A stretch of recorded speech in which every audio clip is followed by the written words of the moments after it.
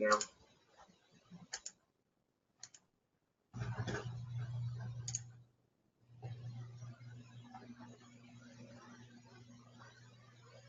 Dave, can you hear me? I hear you fine. Can you hear me? What the heck is going on with this freaking? Let me just. What the heck is going on with this freaking? Let me just.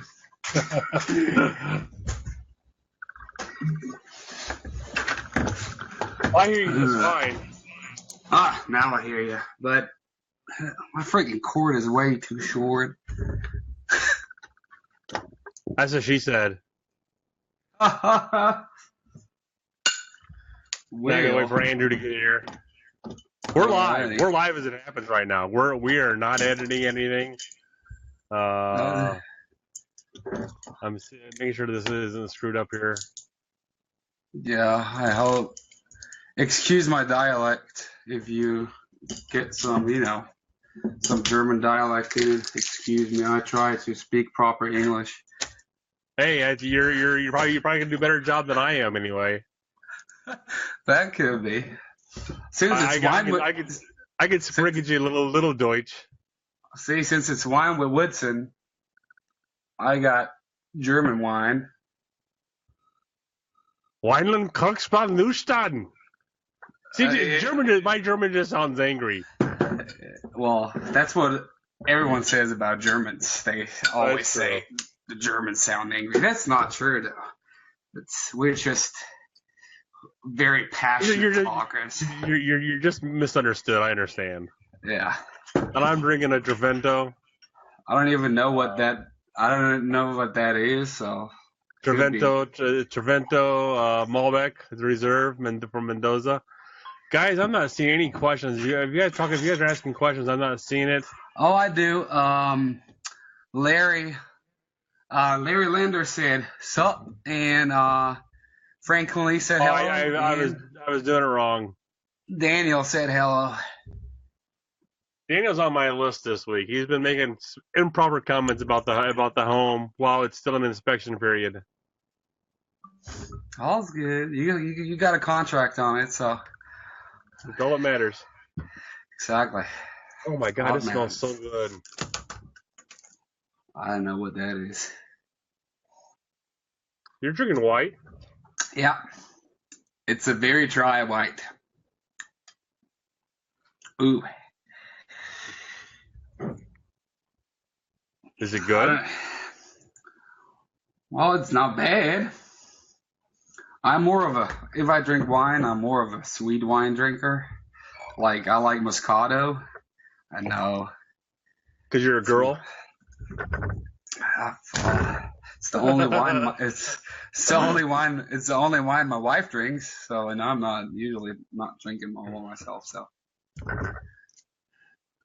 Watching three boys with a newborn crying in my arms and I'm slow typing. No worries, Larry. We know you're a fast talker anyway. So. He's doing a pretty good job with three boys and a newborn crying. Are they all yours? And I don't mean anything by that. Are you babysitting is what I'm asking, because I didn't know you even had kids. Well, Andrew's supposed to be joining us as well, so I'm not going to wait on him. So how long have you been in this? How long have you been in the States? Well, I got here in June 2015. And your wife brought you here? Yes. She's from the States, I assume, right? Yeah, my wife is from South Carolina. And you ended up in Missouri. My wife is in the military, and home is where the military sends you. Okay, that is true. What's her job? Well, if I would know the exact job she's doing, I don't ask what she's doing. It's command post, but what branch is she in? She's Air Force. Oh, nice. That was one of the two that I was going to go into until my dad offered to pay for my college, and I decided not to go to military. See? Good choice. Yeah, but I kind of wish I'd have gone. It probably would have taught me some lessons in life that I needed. I learned some bad Yeah. habits in college. Well, everyone does that. Yeah, but I really learned some bad habits. Isn't that what college is for? Bad habits? Like being lazy, what have Yeah. you. So how long have you been a realtor? Well, I started, let's say I started pretty much beginning of this year. I passed my exam in December 2016. I got my license since the 15th of December 2016. Well, I'm actually really in the business since January 1st. And so, what are some of the things you're doing to get leads at this point? I mean, how many? I mean, I hate to ask this question. How many of you closed? Well, I got, well, I'm a beginner. I'm a rookie, so it's not that bad. The Oh no, question no, is no. not a bad. You're a rookie. I mean, Yeah. So I'm no, not trying to put you on the spot. I'm just I trying to. got, I got one closed and 6 closings ahead in May. Oh, And that's this pretty month. damn good. This month, and that's pretty damn awesome for being for this is your 5th month, and you're gonna have 7 closings. Yeah, I when I started, I set my goal at 1 million in sales, but I'm actually I'm already at that 1 million mark, so I had to set my goal a little higher. I didn't So what expect it. what did you reset it at? Well, now my goal is 2.5 million in the first year. I still think it's too low. If you hit 1 million now, I think you still Yeah, got it at too low. You should go to 3.5, well, at least 3.5. I don't want to put it up too high and then be disappointed. So Because I I've think already it's hit 1 million. I think it's a pretty good start.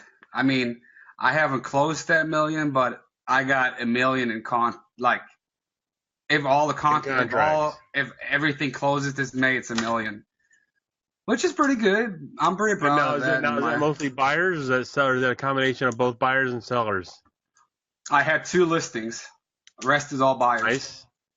So how did you get the listings as a rookie agent? How did you get the listings?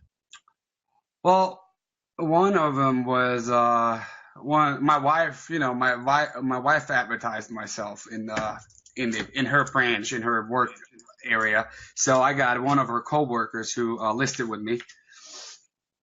And one of my And that's a good wife, by the way. You should keep her. I will. And the other one actually is a funny story. Has to do with my wife again, but at this point, I knew that my wife loves Girl Scout cookies, Samoas. So at one point, I drove down the street showing houses, and I saw the Girl Scouts in the parking lot. So I drove in there, and I have those magnets on the side of my truck, Mischa Thompson, blah blah blah.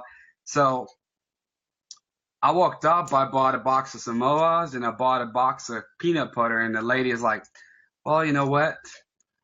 I saw you're a realtor, and I would like to sell my house, and I don't want to do it all by myself. So if you can list my house, that would be awesome." So I listed her house. Right place, right time, dude. Yeah, and the thing is, the great thing on that one is I listed it a week later after the conversation, 24 hours, and it was sold. Nice. I've had one of those this year where I put it on the market a Friday afternoon, Friday morning. We went live Friday morning, put the sign out Thursday night, had a full price offer Friday night. I actually they went over listing price, so that was really good. Nice. Yeah, So, and are you in the Kansas City market, or what market are you truly in? I'm a little bit further east. It's called Warrensburg. It's Johnson County market. It's pretty much 40 minutes away from Kansas City. And it's pretty much military, pretty much most likely military because we got Whiteman Air Force Base here. which is they're famous for the B-2 bomber. They're only stationed here. So that's most likely military. Okay. Yeah. So what I want from you is a kick-ass Air Force hat, by the way. A kick-ass Air Force head? Hat. Yeah. I love don't hats. have one. Your wife, I'm sure your wife could give me one. I'll probably get you one, yeah.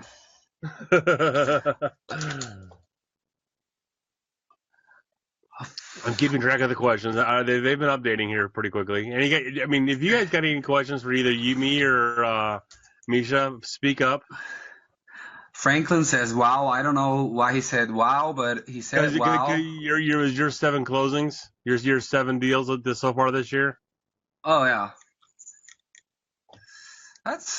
I mean, I gotta say I'm pretty surprised myself, but it is. I started working like when I started like right on off the spot and tried to get as much as I can and try to I visited all the lenders in town. Hey, here I am. I'm Mischa Thompson. I'm the new realtor in town. What's going on? If you got someone, send him my way. I send him your way. I went to all the community events. There's actually a group. It's called the Young Professionals here in town. Yep, we have that too. They meet like every 2 weeks, and so first time went there, was great. Met a lot of people, and Facebook is a big thing. I'm like a Facebook kind of junkie, and when I started in January, I started my Facebook page, and well, of course, I started with 0 likes, but I pretty much after 4 months, 1st of April, I made it happen that I'm number 2 of the realtors in Johnson County, Missouri on Facebook. So, in page engagement wise, I'm number 1 actually. And, likewise, I'm number 2. But in 4 months, that's pretty good. And all the other realtors pretty much are in town for 5 years and more. And I just got here as the brand new guy. I'm sure you're making friends and enemies at the same time. I do. There is a Facebook community for military spouses here, and pretty much all the realtors try to get into that military spouse page. And I mean, if someone asks, "Hey, who is the realtor who works with USAA referral things, and who works with this and that?" And you got to be very quick. So I got that group set as my favorites. So every time someone posts in that group, I get the notification. I check it out immediately. And if someone asks something about real estate, I'm the first one who jumps on that and try to, hey, here I am. I'm willing to help you. I can give you the best service you can get around here. So let's talk. And that's pretty much how all my buyer leads came out, pretty much all out of Facebook. I had one Realtor.com lead. Are you doing Zillow at all? Well, our company did Zillow for all the agents. We're actually 10 agents. What company are you with? Are you with an independent or a broker? Yeah, it's an independent brokerage. It's called Action Realty. Okay. And they've been here in Warrensburg for 50 years now. And yeah, it's very. I'm glad I choose that company because first of all, I get tons of education there. I had tons of help to start with, and we have like a secretary who finalizes our contracts and stuff and looks over them again. So if we make any mistakes, she's gonna, try to figure that out and gives them back to us. And so we got a lot of help in that company. That's pretty good. Hey, look at that guy, the Gavinator. All right. Ian? Oh, he's there. Oh, great. So there's one question I neglected to ask you, and I should have asked you from the very, very beginning. Why did you choose real estate why did you choose real estate as your career at this point? Was it the low barrier of entry? Was it something that you're interested in Germany? No, it's first of all, in Germany I started as a car mechanic and car electrician for Mercedes-Benz AMG, and I worked for them for Okay, 5 years. my buddy would love you because he's got an AMG C60. Now, what's he got? 60 C63. And he doesn't got a C60. He's got a SUV, the big SUV. Oh, ML. ML55. Yeah. So what I did is I was a car mechanic and car electrician for Mercedes, and then after a while, a guy who worked with me opened up an online store for tire trading. And we started with 5 people, and I was like the special person, not a special person, sorry. The guy who was specialized in the tires and rims and stuff, and I was talking to wholesalers. So I did the product management in that company. We started with 5. When I left in 2015, we were 560. So I came to the States. I wrote 147 applications and got no job. Really? Yeah. So I guess my diploma is in. Because you're German? No, I'm kidding. So. It could be. Could be. You never know. Did you try working? Did you try going to Volkswagen? No, I never would work on those cars. See, he's a dick. Just gotta tell him to shut the hell up sometimes. No, he's a dick. I found a common ground and I tried to point it out to help. That's all I did. I was trying to be helpful. How I actually got there, I bought a house. Why did you just call him a Fräulein lighter at it, for Christ's sake? Fräulein, yeah. I worked on a couple of Porsches, Eddie. That's my other buddy. He's got a Porsche. He's got a 911 and a Cayenne Turbo, which I'm the only one that's ever got a ticket in it. I worked on a couple of cars, so I'm still working on cars. And but the thing is, we came here and we first rented for 1 year, and then we're like, you know what? Just buy, because we want to retire here. We like it that much that we want to stay here. And so we bought a house, and in that process of buying a house, I was like, well, that's pretty interesting. Just, my wife was more looking for the houses the realtor showed us. I was more looking behind the scenes of the real estate business in that at that time. So I was like, that's pretty interesting. And at some point, my boss in Germany told me, Mischa, you know what? You could be very good in sales, because I think you could actually sell the Eskimo a refrigerator. So I was like, well, maybe you should try that. So I asked I wrote a couple of emails to real estate companies here in town, and I got an email back from the company I work with right now, and they're like, yeah, hey, come on in. So I went in there, got an interview done, and she's like, yeah, do your school, come back and start with us. I did that. Now I'm here. How many agents? Can you imagine that recruiter? We've got a live one. He wants to work here. Like, holy crap! How many agents are in your town or your MLS, or both at this point? In my town, Warrensburg has all right. The population of Warrensburg is 10,000, and we got 176 agents. Okay.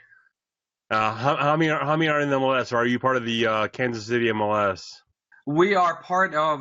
No, we are not. We are part of our own MLS. It's Heartland MLS. So it's weird up here. It's split in 2 MLS. It's KCAR and Heartland, and we are part of Heartland. And but we get all the listings of the KCRAR MLS. So. I don't know. I don't know how many agents in the whole MLS are, but it's quite a bit. We have 2,000 at least do one deal a year in our MLS. So if that gives you any kind of. I think we're at 4. I think 4 is our number locally. 4,000? No, 4. I'm sorry, 4 deals, and the average agent does 4 deals. Yeah, well, one deal a year, is that really, are they really allowed to call themselves agents? Absolutely, they're licensed. If they're licensed, I know. if they're licensed and paying the dues, they're an agent. Oh, this is a great question. Let's segue into this. So let's say you only do one deal a year. Let's say you do 4, the average local in my area. Could you be a good real estate agent doing 4 deals a year? Yes or no? You could. I think so. You could. I mean, if you handle the deal right. You could not make. I'm gonna take the opposite side of that. I mean, I think you could be an okay agent, but I don't think you can be a great agent. Well, You could. okay, so explain the difference, be. Dave. Pretend you were selling your own house, Dave, and explain it. I just sold my own house. That's right. Congrats, by the way. I'm happy to hear that. No, but I just want to do a warning, an adult warning for everybody. This is an adult show, and this is not safe for work. Andrew, fuck you. That's German for be nice. No, so really, but let's tell what takes you from a good agent doing 3, 4, 5, 6 deals to, if you do 7 deals, are you a great agent? Or so is it numbers based? Is it closed sides, closed transactions? Practice makes perfect. I think practice makes perfect. And if you're doing 1 or 2 deals a year, you're not getting the practice that you need to do it. I mean, even myself right now, who's averaging about 22 deals a year, even I ask my broker, am I doing it right? Right. So I'm comfortable. I mean, I can fill out a listing contract like there's no tomorrow. Make sure I cross my T's and dot my I's, but I think I'm perfect. But I still want that second set of eyes to overlook my paper.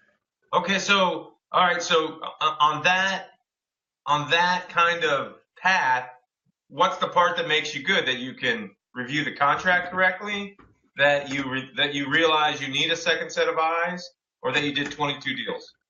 Like Bob just says, level of service at this point. If you're doing 4 deals a year, are you? What makes a great agent after 6 months in the market, Dave?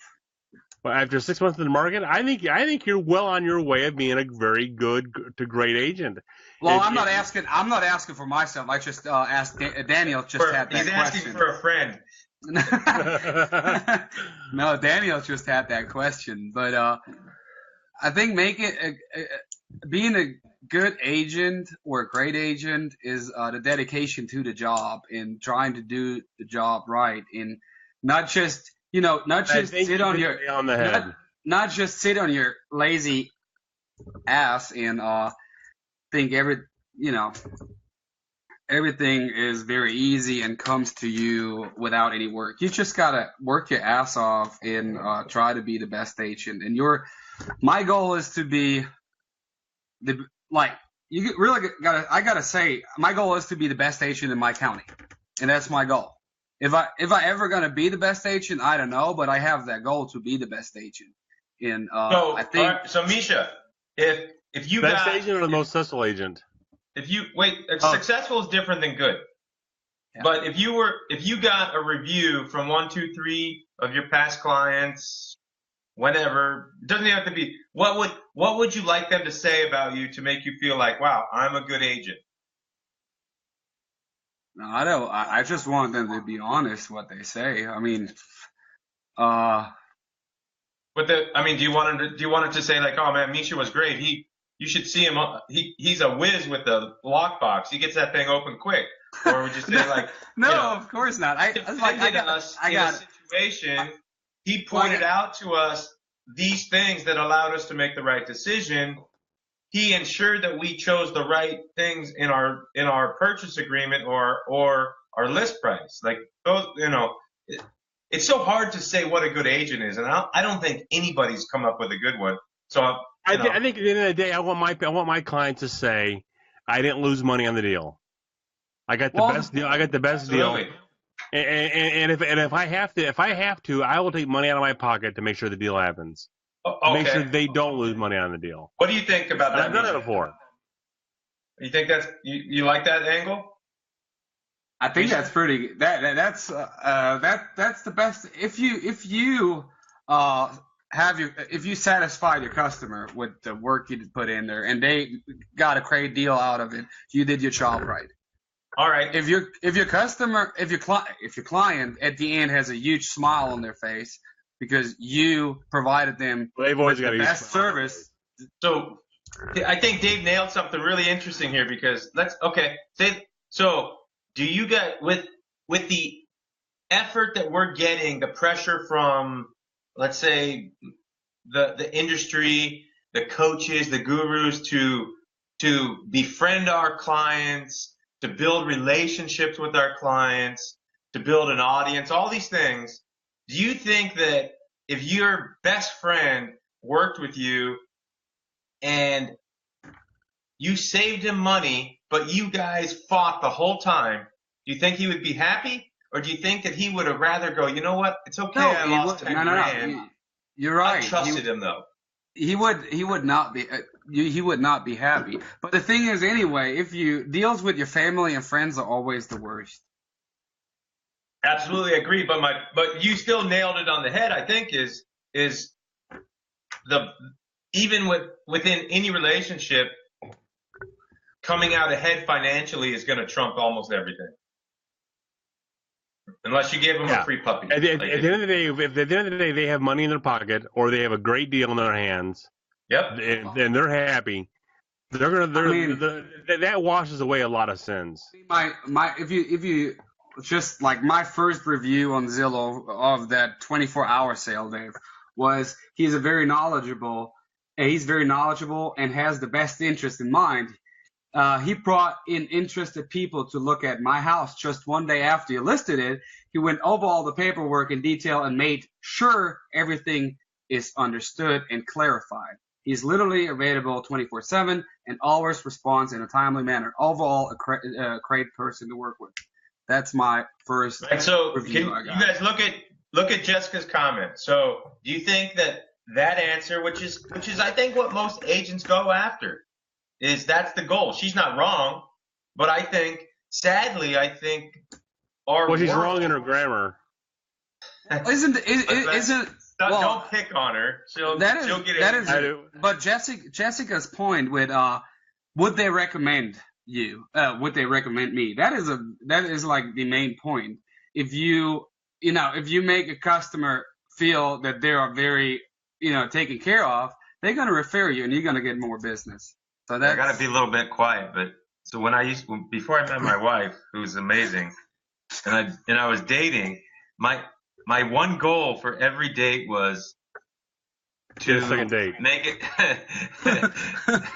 To get a listing. I was better looking by then too. But my goal was to get a second date. That was it. Didn't have anything to do with the first date except making it so good that they said, yes, I'll go out with you again. And I mean, so I think that goes into what I was saying about, that customer service, that customer experience, the experience that I give you, it's important. Swipe left. You're swipe left. The Tinder for real estate agents. Boy, you're 100% right. Where's John, actually? Well, and so it's interesting when you think about that. Oh, great jackass. I was talking to the dog, not you, Andrew. If you asked someone 2 weeks after a deal, and let's say it was the positive, they were up 10 grand more than they thought. If you asked those same people in 2 or 3 years, and you were awesome, you dealt with them great, you had good connection, that's what they remember. Oh man, it was so great. I ended up, they wouldn't even mention the money. They would say, I finished happy. He was great. And it would end there. Bob, do you want to get on the conversation? Oh God. Oh God. Serious? Good. All right. Hold on. I'll send him the link. Uh-oh. Yeah. You gotta make that whole transaction memorable for the Absolutely. whole. And taking it. We got to have, Dave, you know who we have to have on next week is Dr. Evil. Next week is Mary Shannon Moore. Oh my God, our fearless leader. I love it. We're actually going to start an hour early. Hour early. Yeah. Well, she's in these. Bob, if you go to your messenger, you can get on. The guy sent you the link. If he can't figure it out, then he's not invited. Yeah, you're not smart enough to get on. You can't figure it out. You're not smart enough to get on. There's a barrier of entry. Absolutely right, Chastity. Right. So I wanted to talk about customer experience, and interesting enough, three things have happened this weekend in the last 3 or 4 days that I tie into customer experience. One was a cycling thing where I needed some work done on my bike before a big charity ride, and I walk into this bike shop, and bike shops struggle. I mean, think of a bike shop as a struggling new agent, just doesn't have a bunch of business, not sure what to do with everything, still trying to learn the industry, maybe just a little bit scared. And so I go there because I had a bike shop. I spent almost 15 years in that, so I want to help them. And one of the guys I really like. So I go there. I say I need 2 things done. 2 things exactly. He says to me, okay, it'll be cheaper for you if I write it up. You should control yourself over there, would you? Label. And so I say, great, no problem. I come back the next day or 4 days later to get the bike. I get charged for what he told me, and then I'm being charged also for what I asked to be done. And I'm like, okay. And it wasn't about the money because I'm like, you know what? I'm not going to be retired. Because you're a big spending realtor. Right. But I'm not going to retire on the extra $35 that he charged me. And I'm thinking to myself, this is, and there was another thing. He starts to explain something to me. One of the things that I did a lot was work with bicycle wheels, and he's trying to explain this bicycle wheel issue, and I'm just like, stop. I'm just going to take it with me, and I don't want to pay for this. So I leave, and I'm thinking to myself, this guy has no idea how I feel. And so I decided to go back and explain to him, and you can imagine. I mean, I told him, I go, look, you're either gonna think I'm an asshole for coming back, or you're gonna actually listen and maybe learn something. And I told him, the first thing I said is, I don't want any money back. I just want to explain to you how I feel. It wasn't even be right or wrong. And it's all about your feelings because you're a little girl. I'm a big girl, actually. I'm a big girl. Okay. And Go ahead. But your feelings that's matter. all I cared about. I did not care one bit about the money. It wasn't going to change his life. If I kept it, it wasn't going to change my life. But if I had left there, and here's the challenge that we run into as real estate agents. If we do business like that bike shop did, like that customer service representative did, the only experience the people that we meet have to tell someone else is that story. That's the first thing. If someone asks me about that business, that bike shop, this is the only thing I'm going to tell them. I'm not going to tell them they should do one thing or other. I'm just going to share the story. And they're going to go one way or the other.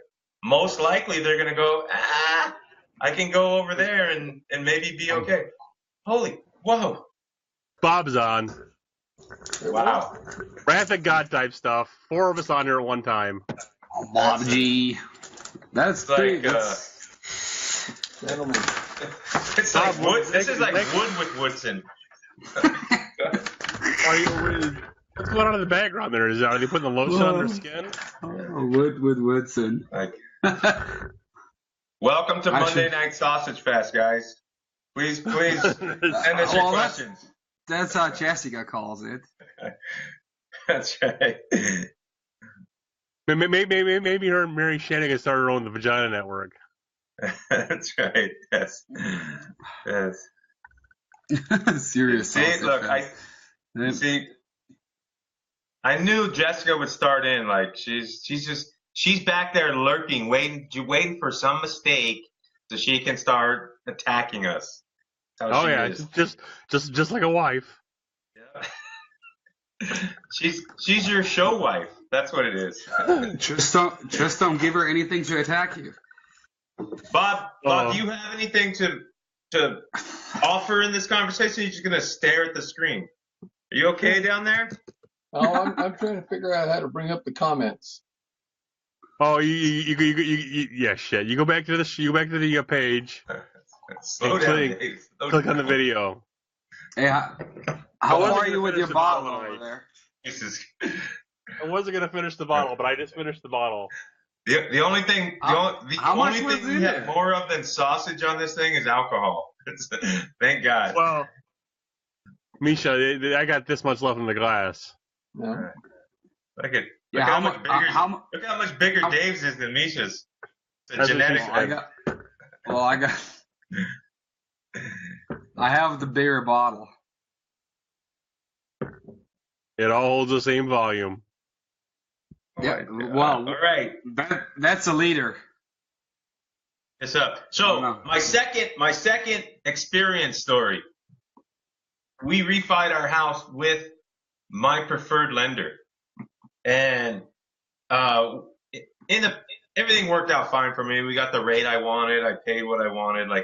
I'm looking at the numbers. That's it. I don't care about the rest. It's just what you have to deal with, unfortunately. But he later on, about a month after we'd already finished, he calls me and he's like, "Hey, I started doing these Facebook Live posts, and we're talking with the past clients and everything." And I'm like, "Cool, I'll look at it later." And he goes, "Well, I want to do a review. I want to see if your wife will do a review with me." And I'm like, "Okay, well, let me ask her, make sure she wants to do that." And I call my wife, I call Maribel, and she's like, "Well, I will, but I'm going to be honest." And I'm like, "What do you mean?" Well, it was kind of difficult. And I said, oh, "Okay, well then be honest." And in her mind, there was about 5 different things that could have been done differently, that just made it hard for her based on her business schedule, which is something I don't think we think about too much. We think about, are you available to do X, Y, and Z, but we don't consider the impact of what these people have going on in their life during that day.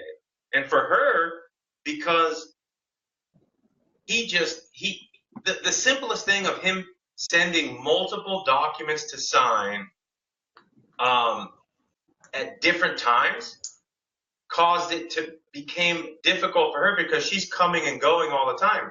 And she's like, "Well, why couldn't he just send them all together or drop by and I could have signed them?" Instead, it was one here, one there, tomorrow, the next day. For her, so everyone's a little different, you know. I found that really, enlightening for me, even because I don't think we ask our clients that much, like, how So do the we true want to question communicate here with you? is, Jessica sounds like high maintenance. I think she really is. That bitch. If she was not as hot as she is, I would leave her. Honest to God. She's out here, but that's it. She's just way too. You know good she's looking. not home and she's not watching this later. He bans her from this page. She's watching Dancing with the Stars outside, so I'm good. She's like, paying attention. Good. Hi, Bob. Bob. Watch her walk Everyone in be and quiet and say, Bob, say something. Okay. All right. Now I finally got everything straightened out to where I can figure out what's going on. There's no buttons, Bob. You just talk. Well, no. I was either full screen or I was on the Facebook page without the comments on the side or any of that. So But you gotta figured fix it that out. now. Jeez. My God. All right, You Bob, we need these some old wisdom. ranges. You gotta teach them the new tech all the time. Yeah. Well, We when I need some figured- wisdom. Drop some knowledge or get off. Get off my lawn. What I figured out though is I have to not watch you guys because you don't sync with the voice anymore. You gotta watch on the There's about Blue a 10 Jean second screen. delay. Because if you watch I on the got Facebook, yeah. I'm gonna take Yeah, a picture. I'm not syncing, so I don't quite understand what's going on. But Really? Well, We're having a watch it through conversation with 3 Oh. other people. it's the talking and watching a whole different thing when I'm. Oh, well, put one hand over your eye like this. Yeah, that'll help. Well, yeah. Jesus Christ. The thing is, if you watch it on Facebook, it's all like 10 seconds. Yeah.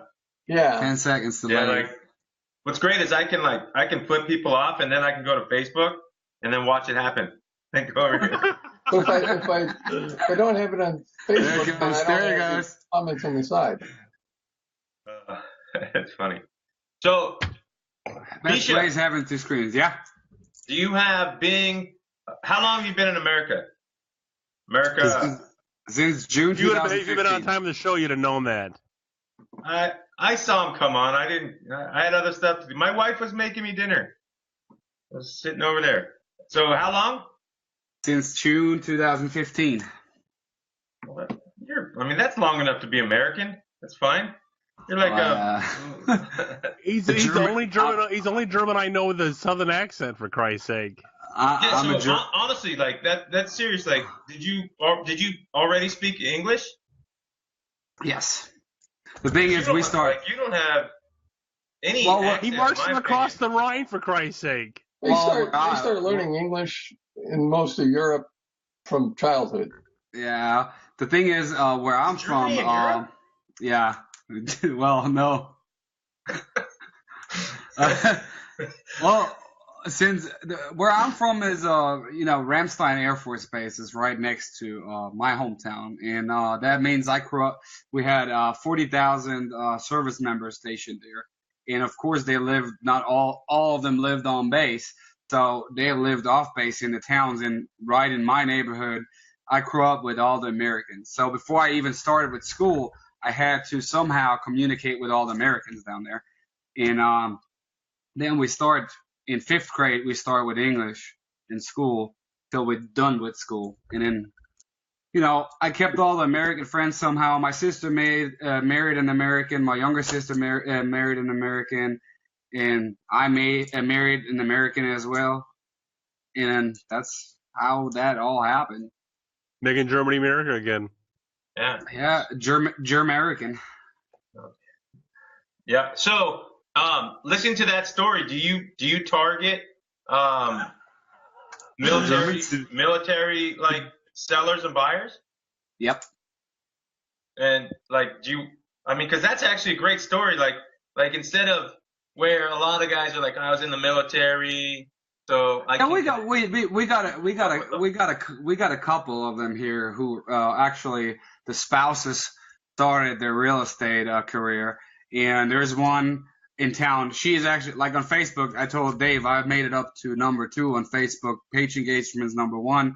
Facebook likes number 2 in our county. And there's one couple. He was military, and she started real estate, and then he retired, and he jumped on the real estate wagon, and now they call themselves. They got that sketchy thing. Spouses selling houses. I fucking hate that. Oh my God, do I hate that?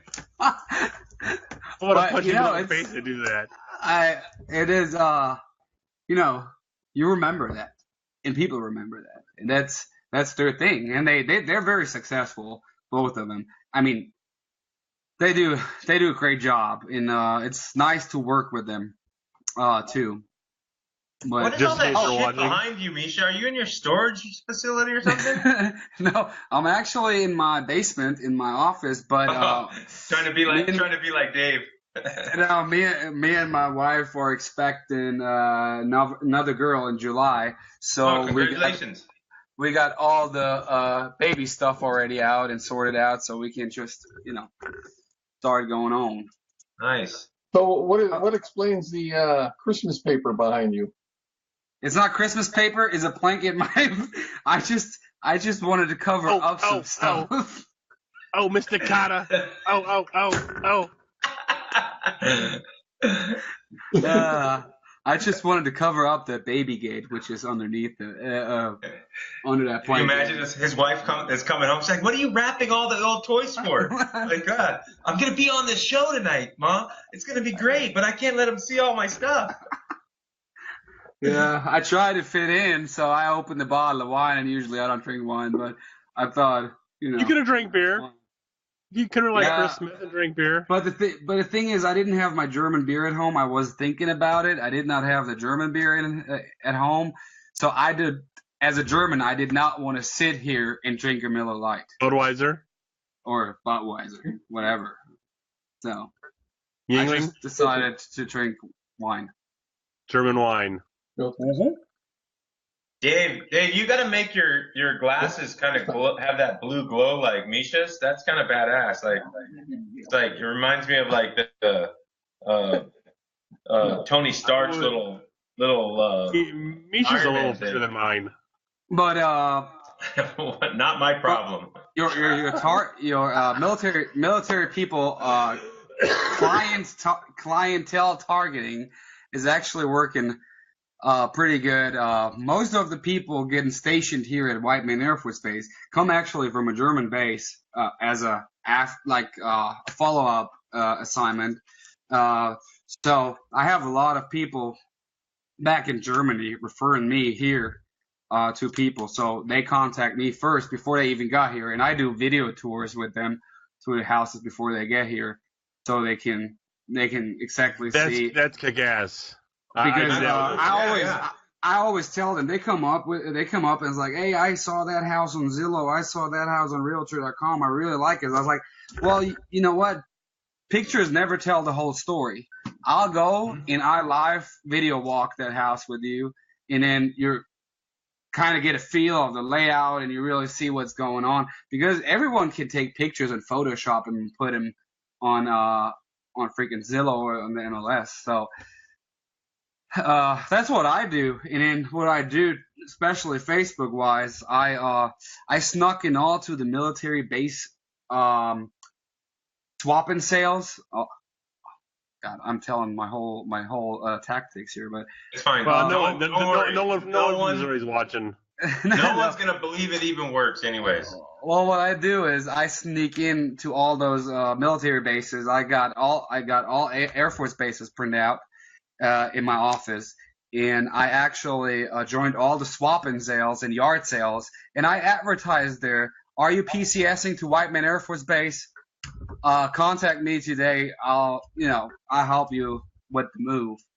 So that brings me a couple of leads. And I also, when I do Facebook advertisement, like I advertise my Facebook page and I boost the post, I boost them just in that areas where the Air Force bases are all over the United States. That's nice. That's kick-ass. I know I sold a house to a couple from South Korea by doing video tours, but this is before they had live. I would do it. I upload it to a private channel on YouTube and let them watch it on YouTube. But think about like a mailer or a targeted Facebook post. Just ignore that. I didn't fucking say anything. I'm not talking to you, Dave. It's not about you. It's about Mischa. Go ahead.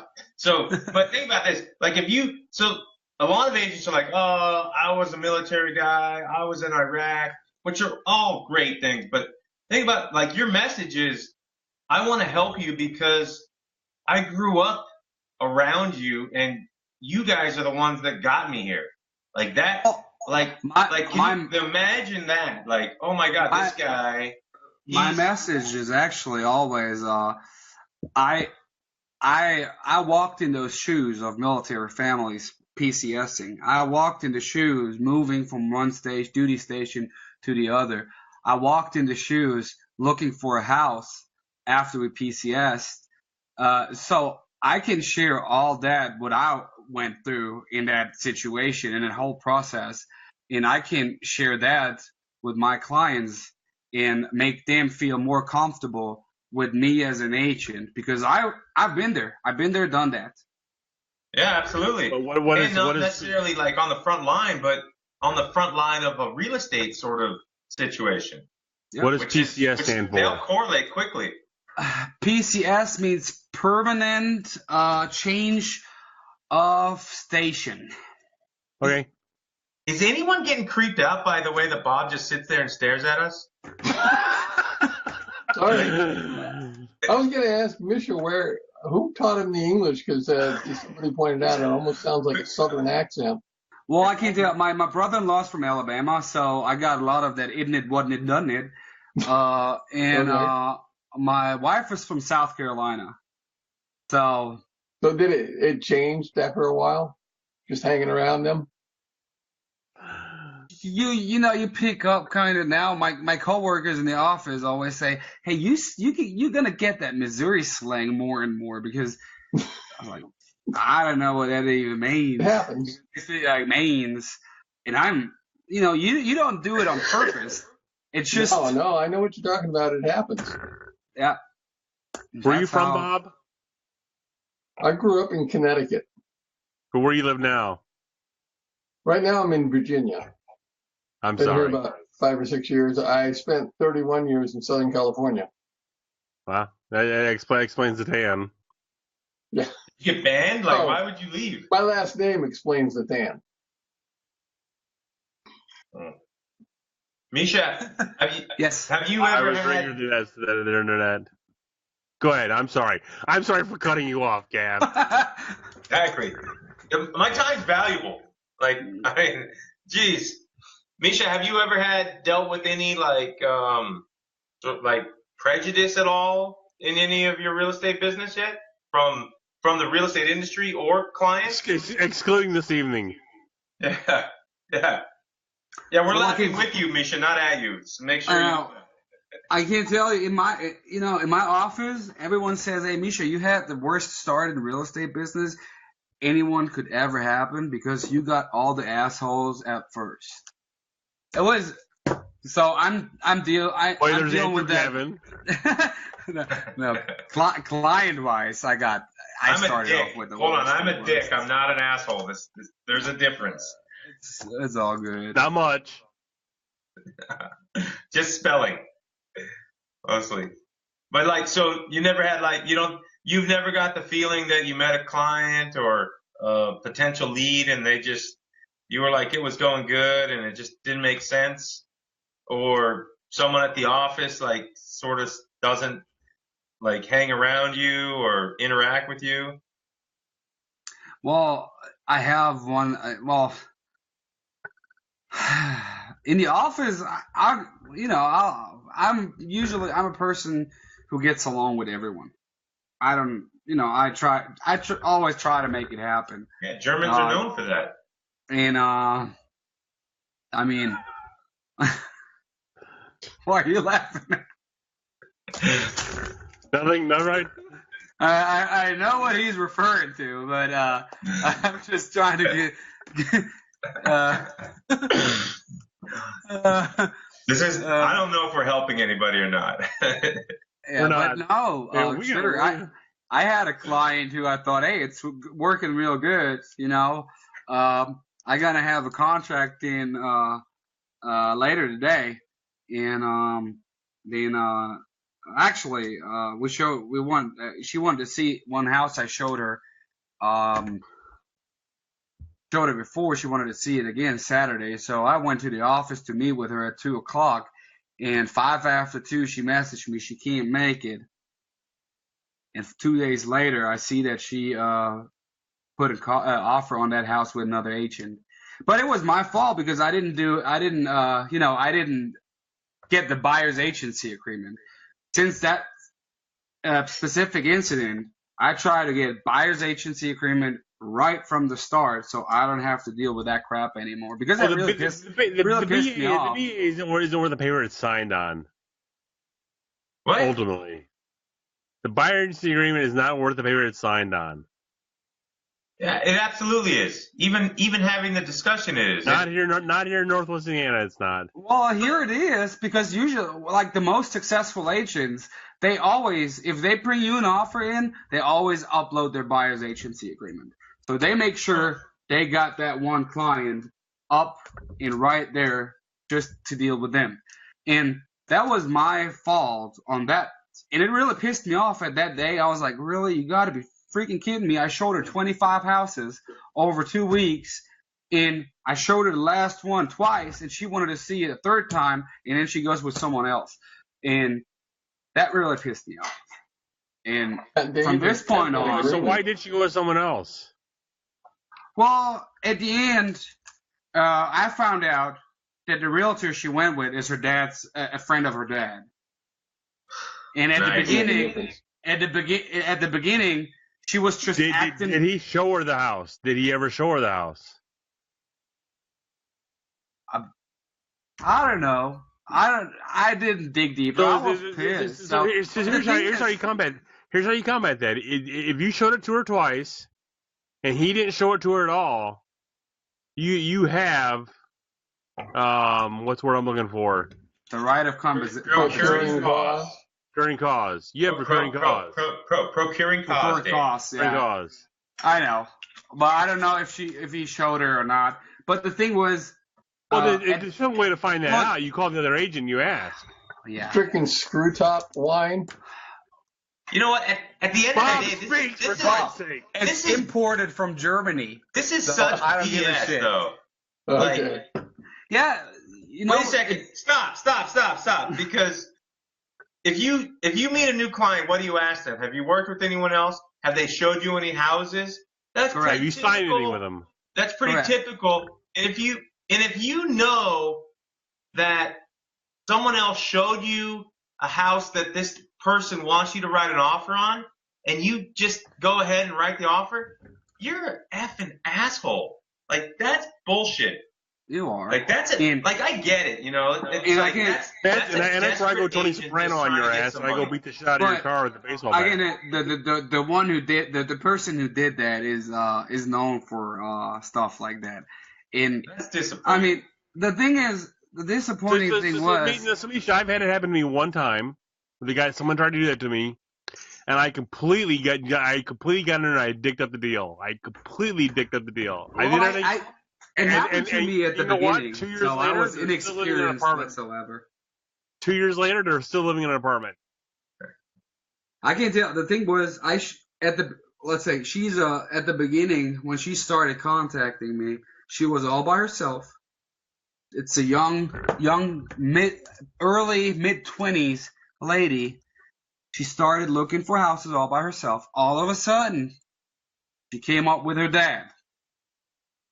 And that's when things changed. Because her dad, well, you know, why didn't you ask me? I got a friend of a friend of a friend who actually deals with houses. So that's how it ended up. And I got screwed. And I can tell you, I'm not going to get screwed again. It happens to the best of us, and it's going to happen again, believe it or not. I've had a dad do the same thing to me one time. He goes, "What's his job?" I said, and I looked at him and said, "My job is to make sure they get the best deal, and make sure they don't buy a shitty house." But the thing is good. And her dad loved me after that. The thing is, You look at Jessica. So she says this is when you get your broker involved. Honest to God, I don't think brokers want to get involved in this stuff. They want, you know, they don't want to fight for that stuff. No, a good broker will. A good broker will. Absolutely. And you know what? Broker a good would. broker would, not because it's the right thing to do, but it's because it's the right thing to do to support Mischa or my agent. Forget the money. My broker totally would do that. I got superb brokers, and we actually our system in the company, it's like nothing I've heard before. But we got 4 brokers in the company, and none of those 4 brokers competes with any of the agents.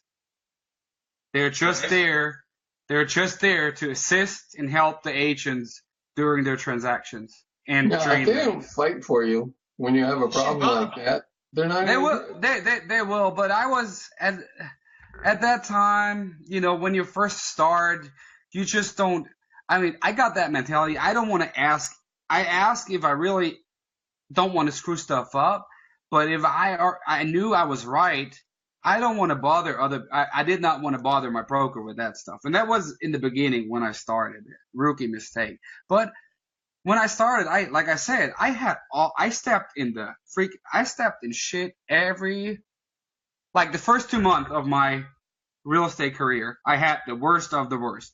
I had one guy walking in. It's like, I want to sell my house, but I know you are inexperienced because I never saw you in the office before.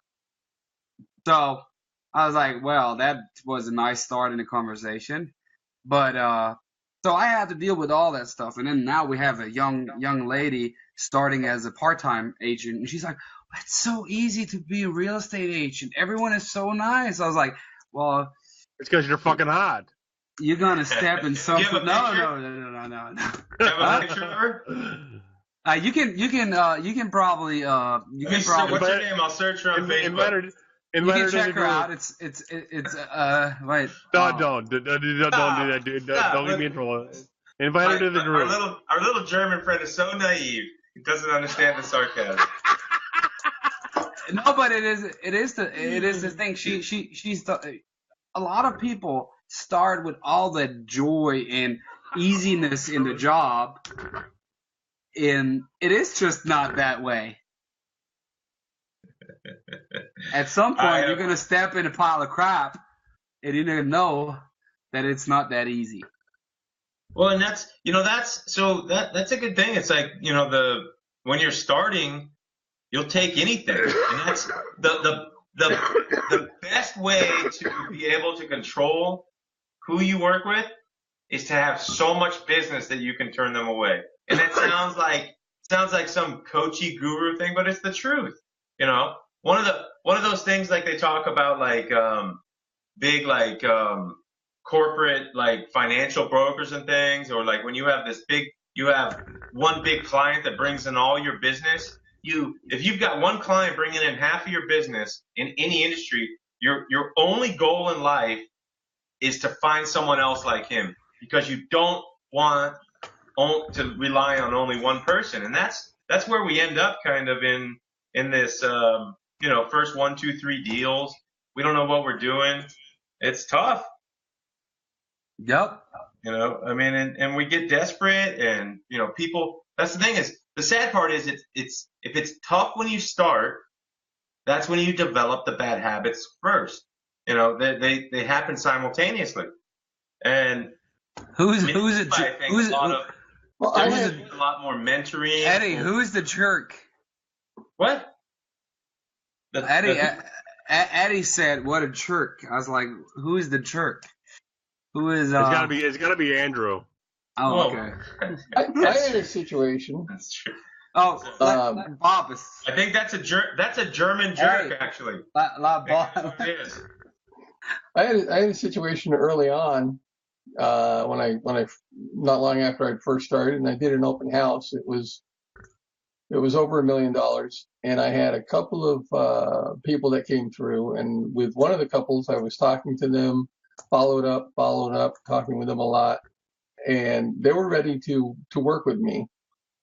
And then they called and they apologized. They said that they went to a lender who I won't name, and who said they'd give them $10,000 off closing costs if they used their realtor. And they were apologetic that they weren't going to work with me, but that would have been my first client.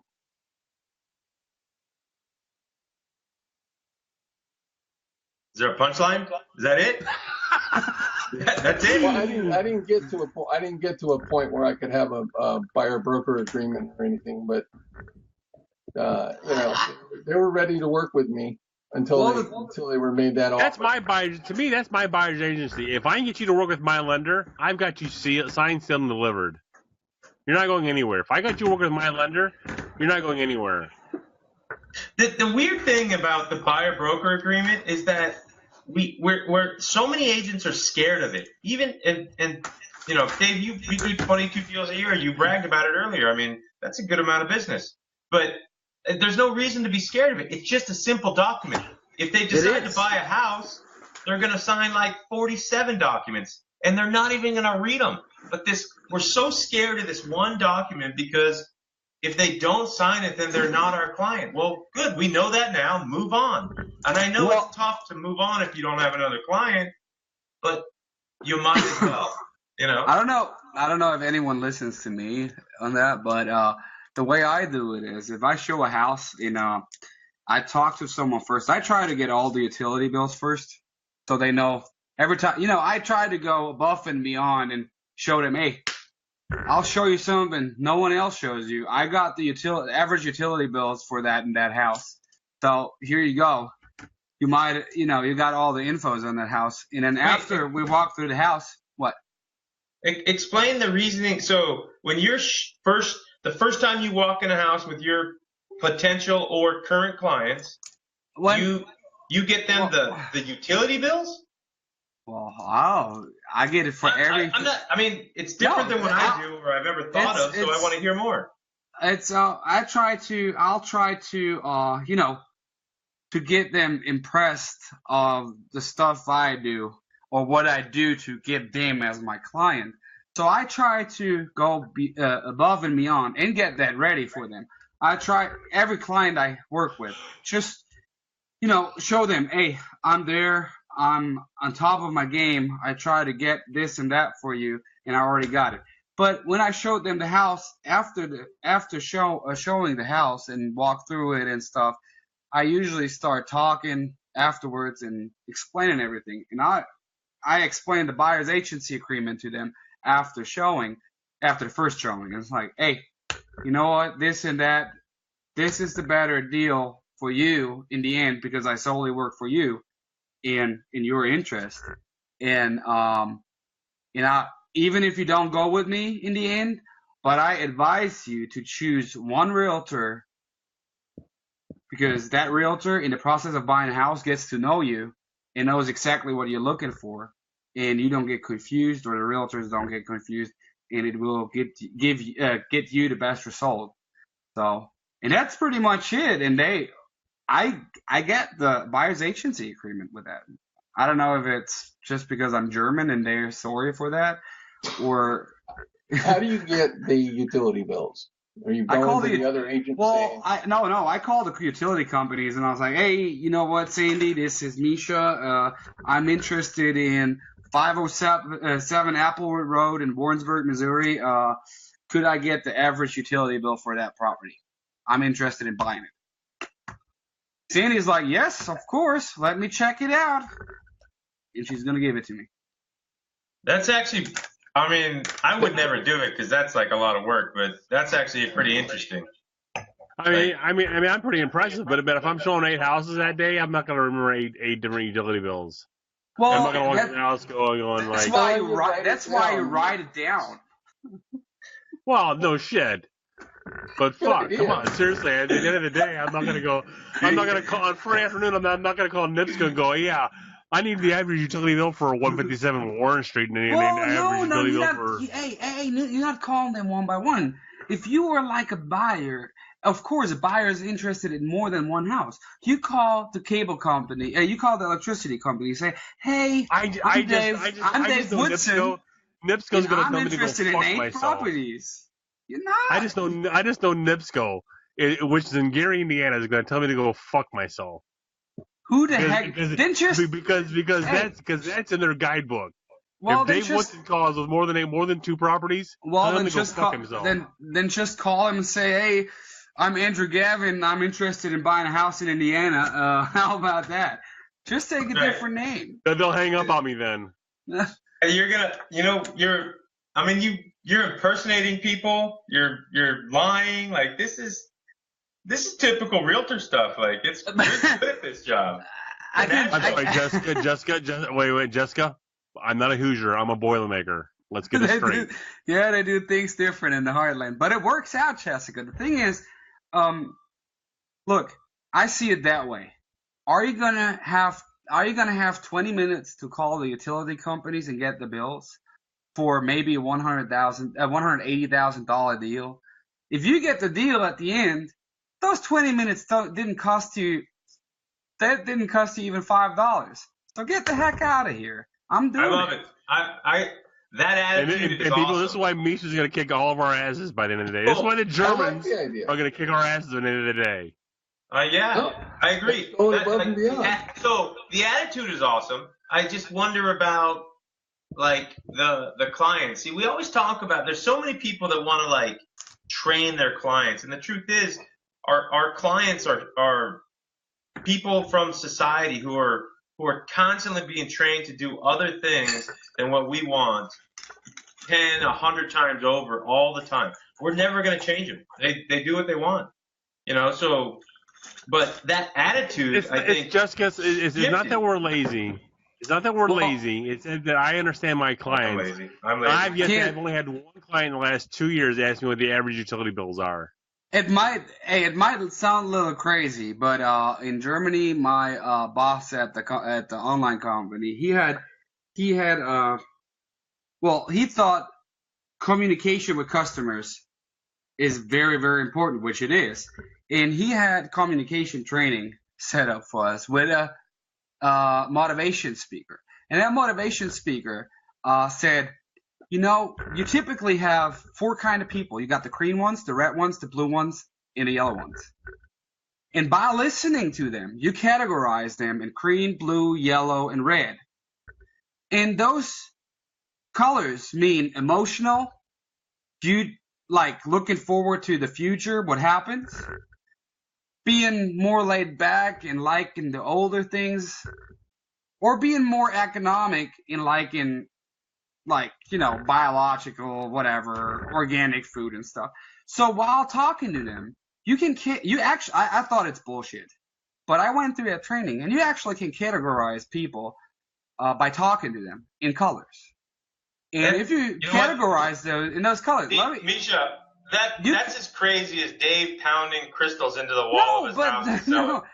But let me tell you. But the thing is, if you understand your client while talking to him, and you can put him in one of those colors, you can make those colors yourself. Like you can say blue is economic, but for me, blue is like more the futuristic guy who looks more for the updated houses, for the updated kitchen, for granite countertops, more modern look. The red one is more an emotional person.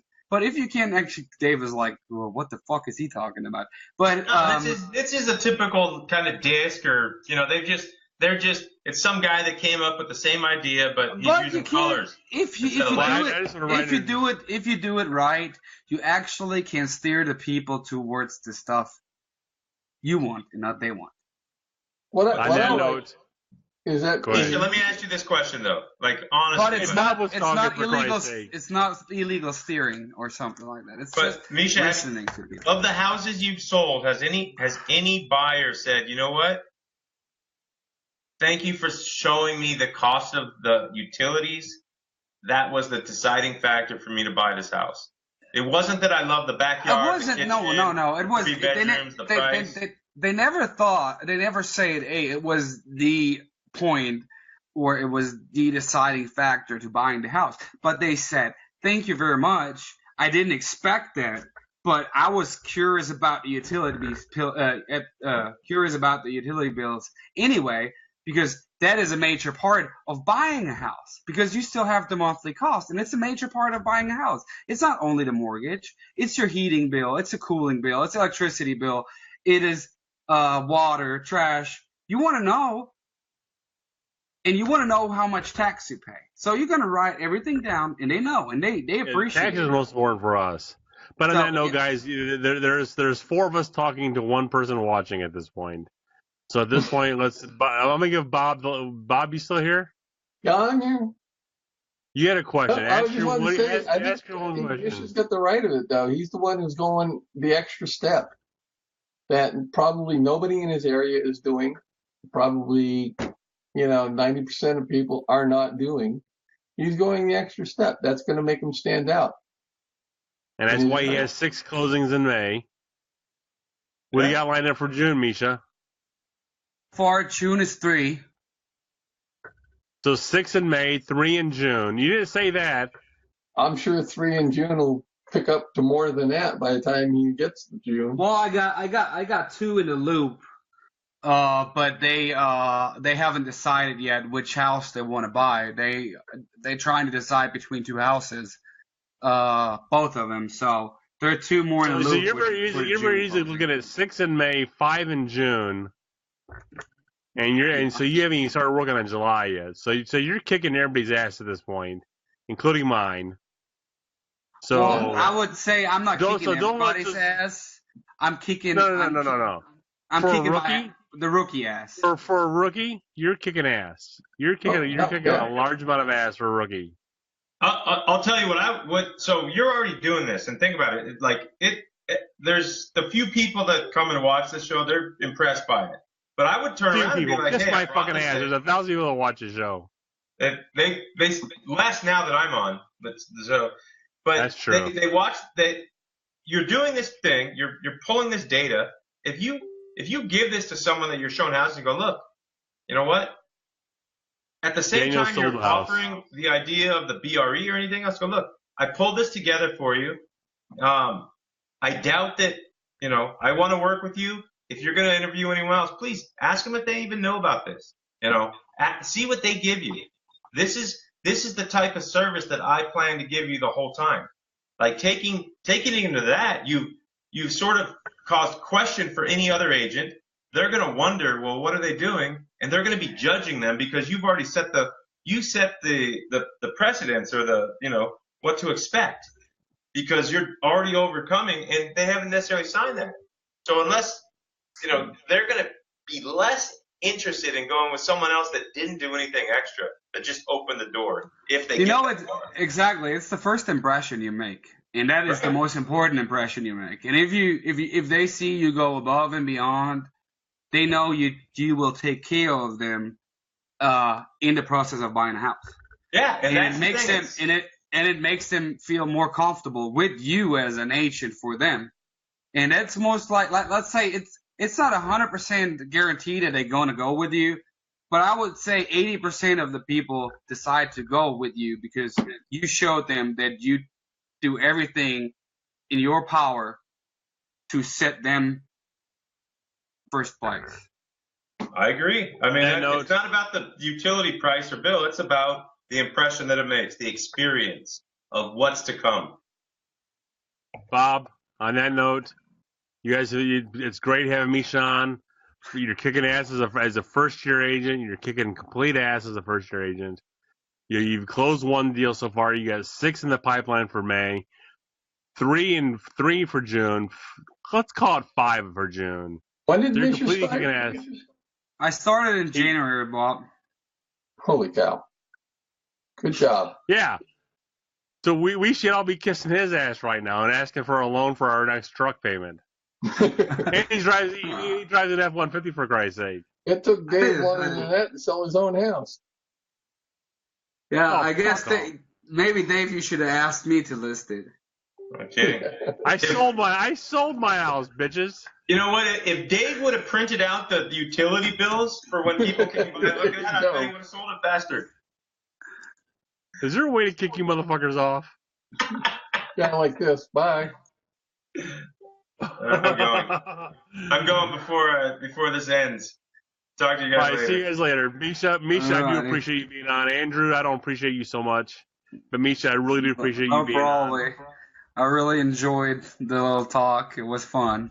We will do it again. Let's talk in July sometime, or at least let's talk in August or July and August. So May and June went on. Okay. All righty. We'll talk to you soon. On that note, guys, next week, Mary Shannon Moore. We're going to do it an hour early. And if you got any questions, give me a call, 219-872-8000, or text me at 219-608-9790. You can always email me at DaveDWoodson@gmail.com. Until then, you guys have a good night and talk to you soon.